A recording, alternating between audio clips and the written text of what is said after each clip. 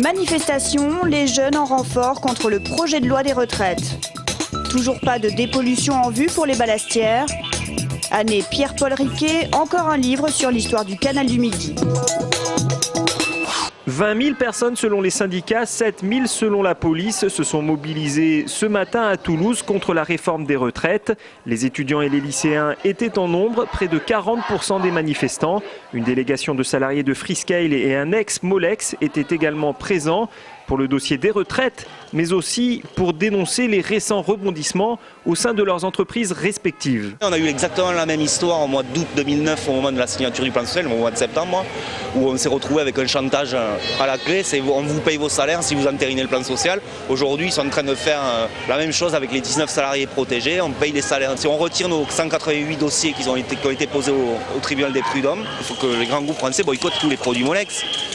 Ça serait déjà une belle avancée pour marquer le fait qu'il y a un code du travail encore qui existe en France, qui est pas ce qu'il est, mais qui soit respecté. Le conflit, pour le moment, c'est que le patron il compte fermer l'usine fin 2011 et actuellement, il essaye de travailler au maximum puisqu'on a 300 intérimaires dans ces entreprises qui doivent fermer.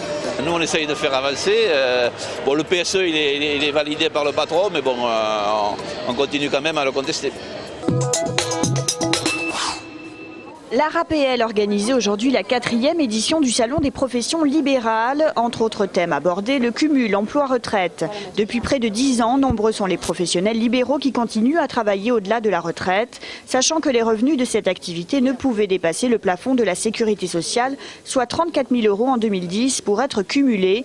Aujourd'hui, le système est extrêmement avantageux. La réforme de la sécurité sociale a prévu, donc à partir du 1er janvier 2009, de maintenir l'âge de 65 ans pour la prise de la retraite, de maintenir la demande obligatoire de liquidation de la retraite par le professionnel libéral. Toutefois, la reprise d'une activité libérale lui permet de travailler sans se préoccuper d'une quelconque limite de revenus.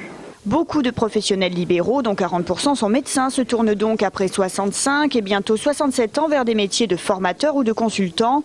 Cet expert comptable a déjà planifié son après-retraite, histoire de garder un pied dans le métier. Pour d'autres, les motivations sont financières.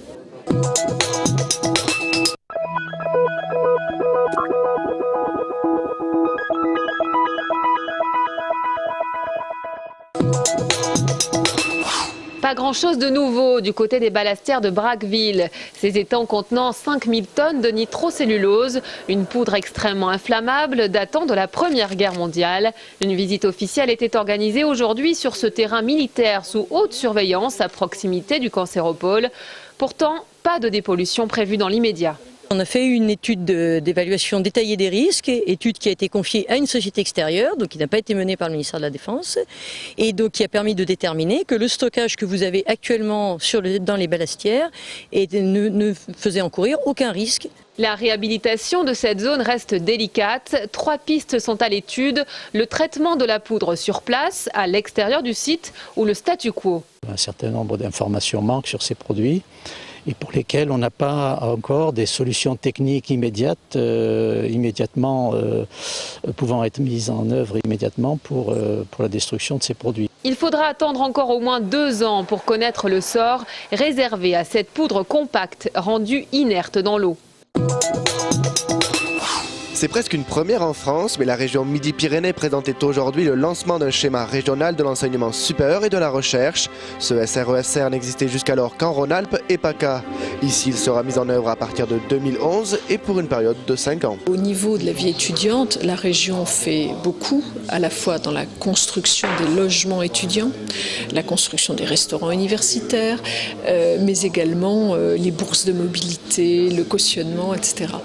Nous allons voir dans le cadre du schéma si d'autres mesures sont importantes ou apparaissent nécessaires. On pense par exemple à une mutuelle étudiante qui permettrait une prise en charge pour partie par la région. On sait que certains étudiants sont en difficulté du point de vue de la santé.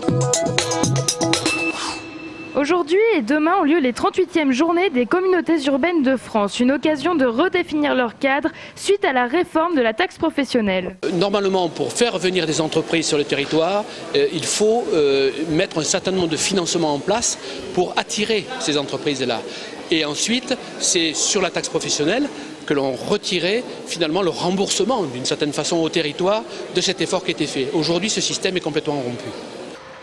Cette réforme aura un impact sur le long terme puisque la ressource évoluera à un rythme non plus de 6%, mais de 2% par an. Ce qui est certain, c'est que l'on va avoir un ralentissement de l'ensemble des projets, qu'il faudra faire des choix, parce que les moyens disponibles seront beaucoup plus faibles. Le projet du cancéropole, d'Aerospace et les travaux rue Alsace-Lorraine restent quant à eux toujours d'actualité.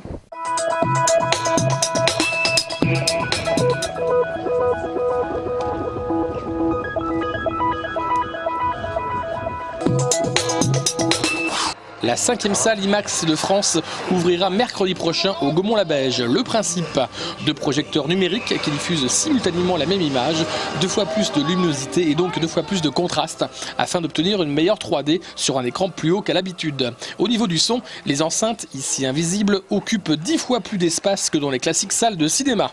À partir du 20 octobre jusqu'au 26, un mini-festival dédié à l'IMAX en 2D ou en 3D présentera entre autres Avatar, Dark Knight ou Inception. Cette salle sera, selon les prévisions, rentable dans 5 ans. Le but recherché est une réplique commerciale au téléchargement pirate et aussi un outil de concurrence face au centre-ville. Dans le cadre de l'année Pierre-Paul Riquet, un livre sur le canal du Midi paru hier aux éditions Privat retrace l'aventure vers 1665 de la construction du canal désormais classé au patrimoine mondial de l'UNESCO. Un chef-d'œuvre d'ingénierie qui a fait de Toulouse dès la fin du XVIIe siècle une métropole régionale avec le développement des échanges économiques, notamment vers la Méditerranée. Avec des moulins, des éclusiers, des auberges, c'est de Toulouse que partait par le canal du Midi vers la Méditerranée les grains toulousains, le bois, le poisson salé, le vin et les eaux de vie.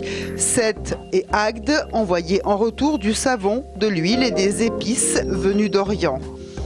À Toulouse, avec les réparations au bassin de Radou, les pêcheurs, les mariniers et même des barques avec du courrier, l'activité était intense. Aujourd'hui, la végétation a envahi les berges.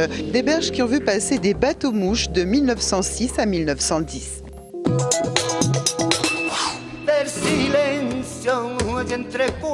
Triple actualité pour Bernardo Sandoval. Aujourd'hui, le guitariste, chanteur, compositeur toulousain sort son nouvel album et ce soir à 20h30, il sera à la Halle aux Grains en concert. Enfin, demain à 22h40, TLT diffuse le documentaire intitulé Solo Sino Paquet, réalisé par Jean-Henri Meunier sur le musicien le plus espagnol de Toulouse.